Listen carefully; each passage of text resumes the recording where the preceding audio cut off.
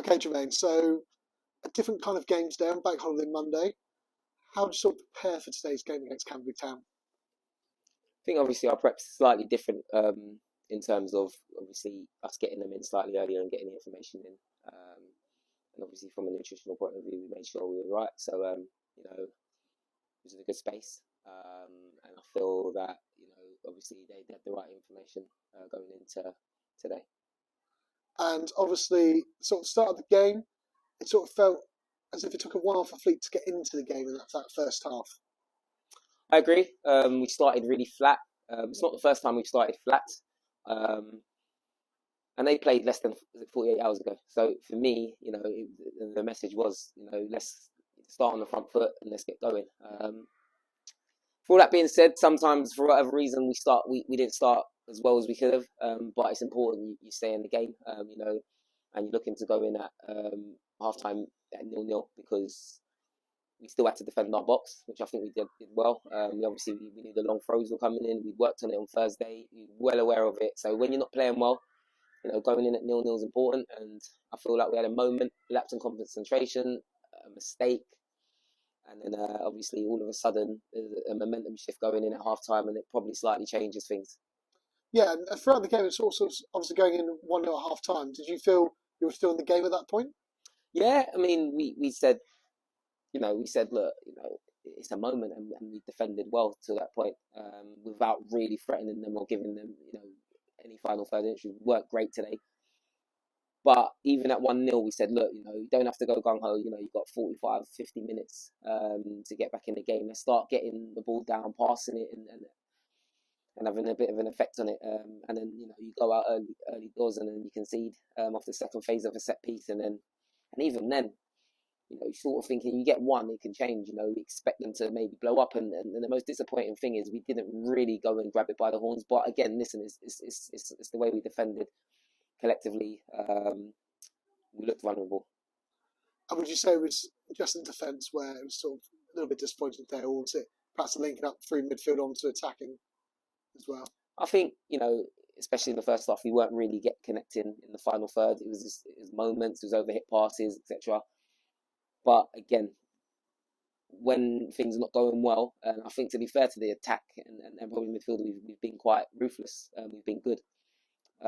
But again, I feel like teams smell blood, and as soon as they're getting 1 and 2 in, or we look a little bit not at the races at the back, all of a sudden, if you're not doing your work early at the back and trying to clear your lines and whatever it may be, teams start seeing that and then obviously capitalise on it.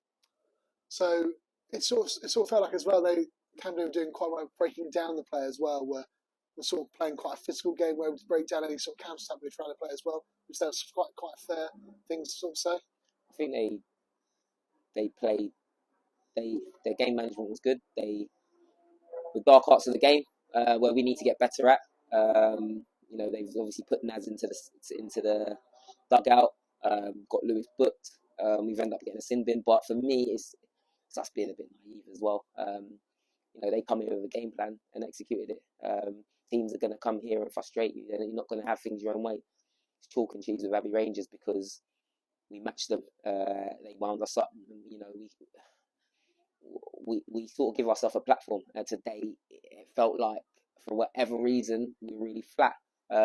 Maybe it would have been better for us still if I can have a game on the Saturday going into, obviously, the Monday, because it looked like one team was really up for it, and that was the most disappointing thing. But sometimes games are going to be like that. You've got to defend, and I'll go back to probably the 45th, 46th minute. I think that shifted the momentum slightly. Would you say you felt you're missing a couple of players from Tuesday night? Obviously, with holidays, injuries, sort of missing from today's side. Yeah, but at no point I thought we'd have more than enough today. We missed Farid because he gets you up the pitch. We were loyal to the system, which served us well, and kept the same back four, which you would. But yeah, I think with what Farid does, he sort of, when you got someone that is a ball carrier, he's an out for us. They would have watched us and been probably happy to see that he wasn't involved. I think he was the big miss, and obviously Luke in there plugging holes. But that being said, there was more than enough out there chomping at the bit to getting an opportunity, and I've said it to them in there. No one's, apart from maybe one or two, gone, this is my shirt for the sake of no one's getting off me. And that's the most disappointing thing. I think we're a few games in now, and it's what's the best team, because no one's really taking it and saying, and it goes through, and I'll address it, because I have to, and I will, and they know what I'm like. So they need lifting. We go again Thursday, and may have a game Saturday, but we have to bounce back.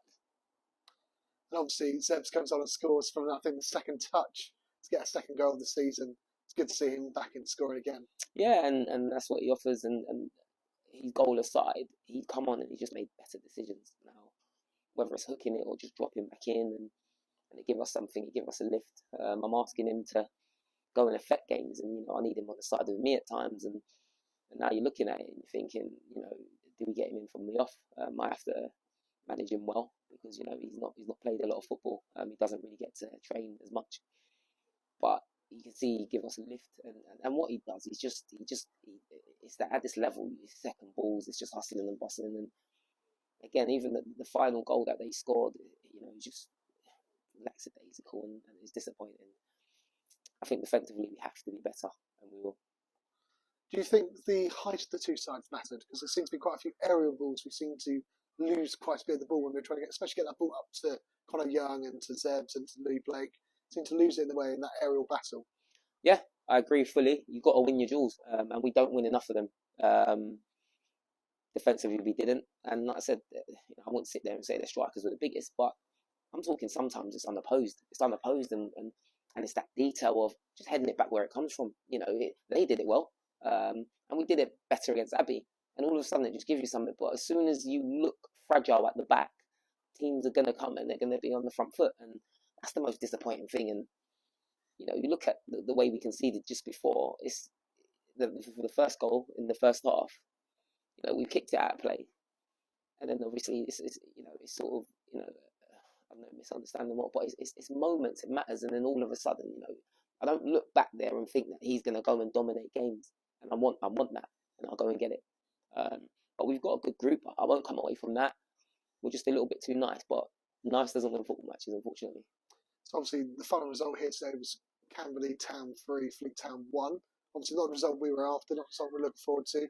So obviously there's going to be some changes, we would imagine, for the game on Thursday. Yeah, we have to look at what we got at the minute. Hopefully we got one or two back.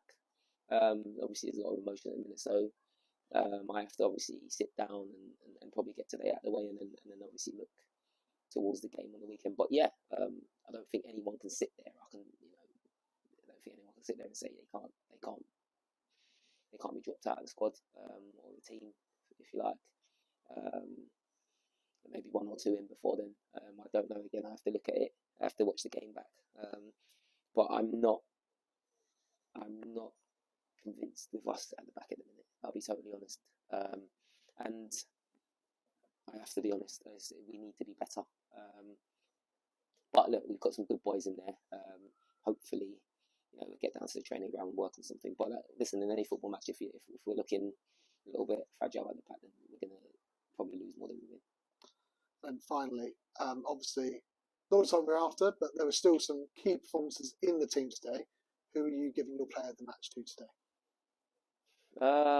I'll go. I think I'll go George Mackey. I think Josh Nunes was brilliant in there as well. He's a close runner, but I think George's decision making. Again, you're talking about him and Callum, young lads, and